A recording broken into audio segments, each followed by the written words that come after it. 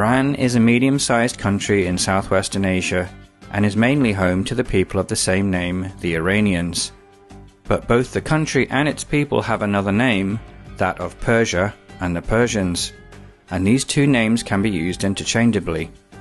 The word Iran means land of the Aryans in Farsi, the Persian language, while Persia is a Latin word derived from the ancient Greek Persis and ultimately from the ancient Persian word Parsa, meaning land of the Persian people. Iran has been the official name of the country since the 1930s and has been the name that natives of this country have called it since ancient times, while Persia has been the term used by the outside world throughout the rest of its long history. And what a history that is. Only a very small number of countries and cultures still surviving today can lay claim to such a long past, and this feat is all the more impressive when one considers Iran's position at the center of so many invasion routes, competing empires, and cultural pressures.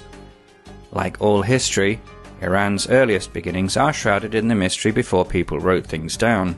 but archaeological sites indicate that people have been living in the area of Iran since at least 10,000 BC, with the earliest known clay vessels and human figurines being produced here around this time. The city of Susa, later the Persian capital, was one of the oldest cities in the world and founded as early as 4395 BC.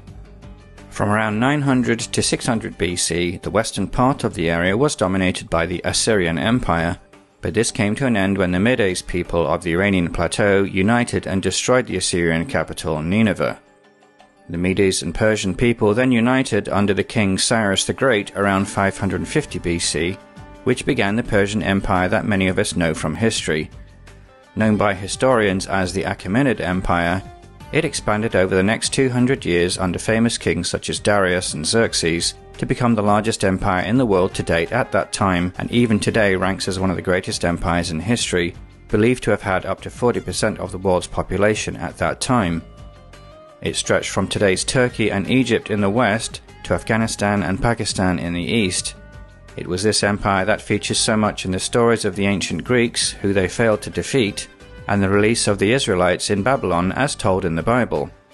This empire succeeded due to many innovations, later copied by the Romans and others, including division of the empire into provinces, standardized coinage, long-distance roads, a postal service, and religious and cultural tolerance. Their inability to defeat the Greeks would be their undoing though, when generations later, Alexander of Macedonia in northern Greece, with the Greek city-states finally united under his father, then invaded the Persian Empire, 20 times